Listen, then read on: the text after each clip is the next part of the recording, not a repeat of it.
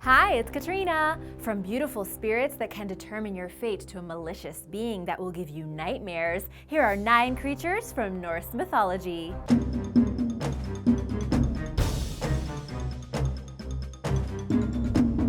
Number 9. Dwarves.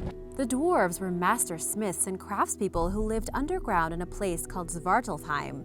Their home was believed to be a complex of labyrinths containing forges and mines.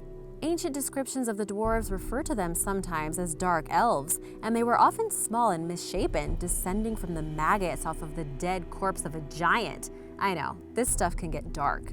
They were pitch black and turned to stone if exposed to the sun. The line between corpses, black elves, and dwarves is often blurred in various stories. In addition to their skilled craftsmanship, the dwarves were known for being wise and knowledgeable, and some even had magical powers that they could put into their creations. Their love for metals and treasures always kept them searching for more. The dwarves were responsible for the creation of several important artifacts in Norse mythology, including Thor's hammer. All right, you ready? I've been practicing. Mjolnir, Gungnir, and Draupnir, the spear and ring of Odin, and Skidbladnir, a ship belonging to the god Freyr.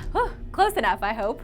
They were also reputed for their colossal strength. The 4 corners of the sky were supported by 4 dwarves called Austri, Vestri, Nordri, and Sudri, as you can guess, the 4 points of the compass. Number 8. Elves. Rumored to be more beautiful than the sun, the elves were tall, slim demi-gods with pale features that inhabited the realm of Alfheim, ruled by the god Freyr.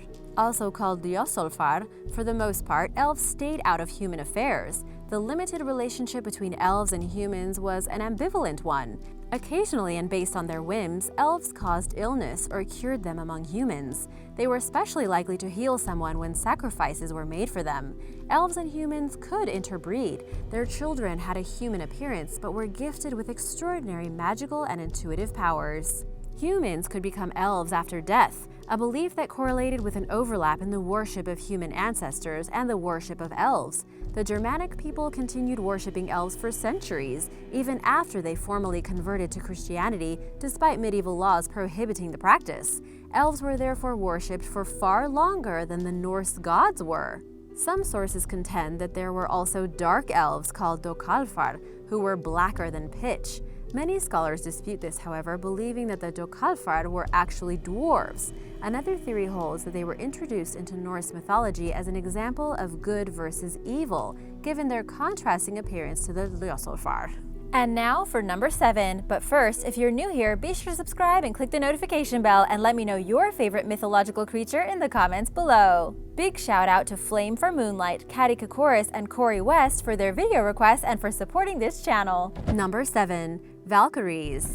Valkyries were beautiful maidens who served the god Odin. The name Valkyrie means chooser of the slain. And while that was true, they were also able to decide who died in battle and use malicious magic to ensure that things played out according to their plan. They were sent by Odin into battlefields to retrieve the fallen heroes and bring them back to Valhalla, a great hall that was the paradise for warriors who had died heroically in combat. Sporting helmets and shields, Valkyries rode into the battlefield on horseback, sometimes even flying above it. In modern depictions, Valkyries are elegant and noble with flowing golden hair on white horses carrying the fallen heroes, a more romanticized version than in the past.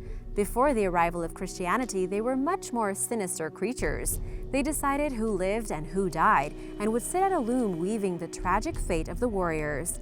They could be both loving and evil, and there are conflicting accounts of their moral character and personalities. They could come to warriors through dreams and make them invulnerable in upcoming battles. They could also protect and train certain warriors, even taking them as their lover. The original Sleeping Beauty is considered a Valkyrie named Brynhildr, who was a strong and beautiful princess who disobeyed Odin. In punishment, he made her fall into an everlasting sleep surrounded by fire. She was rescued by Sigurd, who awoke her with a kiss, and they instantly fell in love. It did not end well, but that's a story for another day. Number 6. Jormungand. Also known as the Midgard serpent, Jormungand was a massive, dragon-like sea serpent who lived in the ocean surrounding Midgard, the visible world. He was so huge his body wrapped entirely around it. Jormungand was small at birth but grew quickly. When Thor accused him of spewing toxic venom at him but missing, Odin released the youngster into the sea where he couldn't hurt anyone. Thor and Jormungand remained lifelong enemies. In one encounter, Thor sailed into the ocean with the giant Hymir in search of Jormungand. They used an ox head as bait. Hymir became fearful of the monster and cut the line hooked to the ox head, preventing Thor from killing the Midgard serpent as it slithered back into the depths in pursuit of the bait. Thor and Jormungand would engage in their second and final battle during Ragnarok, the Norse version of the apocalypse. Jormungand would succumb to his wounds, but not before spitting some of his toxic venom at Thor, who would then take 9 steps and die. Number 5. Draugar. Draugar were undead creatures with superhuman strength. They were essentially the zombies of Norse mythology. Their swollen and blackened appearance resembled that of a rotting corpse, and they stunk of decay. They were shapeshifters who could increase their size at will, swim through rock, control the weather, and see into the future. Draugar lived in their graves, guarding the treasure that was buried with them. In addition to killing trespassers, they harassed other living beings and tormented those who had wronged them when they were alive. They didn't only target humans, and seemed to particularly enjoy devastating herds of livestock. Draugar killed their victims in various horrific ways, including by crushing them, swallowing them whole, devouring their flesh, drinking their blood, and indirectly killing them by driving them insane. When Draugar weren't busy killing, they entertained themselves by torturing their targets. They sometimes entered the dreams of the living, leaving gifts as reminders of the tangible nature of the visit. Draugar were also capable of inflicting curses on humans, bringing disease to villages, and imposing temporary darkness during daytime. Number 4. Fenrir. There are many wolves of Norse mythology, and Fenrir was the most infamous of them all. He was the brother of the Midgard serpent, Jormungand. Like his sibling, Fenrir grew astonishingly fast, eventually causing the gods to chain him in an attempt to keep him under control. He broke through the chains with ease the first 2 times. In preparation for their third attempt at chaining Fenrir, the gods had the dwarves create a chain that appeared light, but was the strongest one ever built. Fenrir had somehow caught on to this trickery and refused to be bound by the chain unless one of the gods stuck their hand in his mouth as a pledge of good faith. Tyr, a Norse god of war who presided over matters of law and justice, volunteered for the task. When Fenrir was unable to break free of the chain, he bit Tyr's right hand off. He was then chained to a boulder, where he would remain until Ragnarok, or the end of days, and his jaws were held open by a sword. At Ragnarok, Fenrir would break free and devour everything in his path as he ran with his upper jaw extended to the sky and his bottom jaw lowered to the ground. During his campaign of terror, Fenrir would swallow Odin. To avenge his father's death, one of Odin's sons, Vidar, would kill Fenrir. Number 3. Ratatoskr. Ratatoskr was a squirrel who ran up and down Yggdrasil, the Tree of Life, delivering messages between enemies. By all accounts, he had the appearance of a typical squirrel. Ratatoskr delivered messages between an eagle perched near the top of the tree and Nidhogg, a serpent who dwelled among the tree's roots. The eagle and Nidhogg had a long-standing rivalry and frequently exchanged insults via Ratatoskr. The feisty squirrel was a pot stirrer and a gossip who enjoyed fueling the animosity between the two. He even embellished the messages to dial up the drama. Some believe that Ratatoskr intended to do more than perpetuate tensions between the snake and the eagle, and that he was actually trying to destroy Yggdrasil. Since he was too small to do much damage on his own, he carried out his plan by manipulating the 2 bigger creatures into attacking the tree in an attempt to get to each other so that they could fight. Ratatoskr told Nidhogg that the eagle had made a particularly vicious remark, and he began gnawing at Yggdrasil's roots. Meanwhile, Ratatoskr reported an equally inflammatory statement to the eagle, who began plucking branches from the tree, thereby damaging the Tree of Life and causing all kinds of problems. Number 2. Fossegrim. Fossegrim, also known simply as Grim, was a water spirit and an exceptionally talented fiddler who was most often depicted as a semi-clothed male fairy. He mimicked the sounds of the forest, wind, and water with his fiddle, and you could sometimes convince him to teach you the skill.